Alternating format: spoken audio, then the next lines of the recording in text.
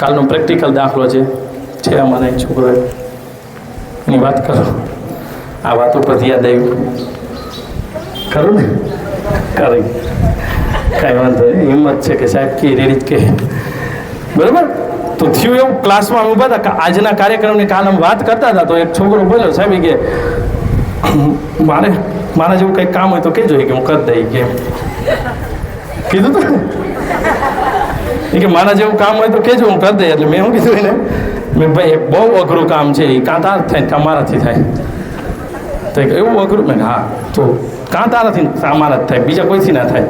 તો એ કામ હું મેં તારું ધ્યાન રાખવાનું હોય કે આડો હોડો ના જા, એક જગ્યાએ બેઠો રહે, ખોટી રાડું ના એ તારે કરવાનું હોય. એટલે આપણું આપણે ધ્યાન રાખીએ તો દુનિયા બદલી ગઈ સમજો. આ બધાએ કરવાનું છે, આ વસ્તુ બધાએ શીખવાની છે બરાબર.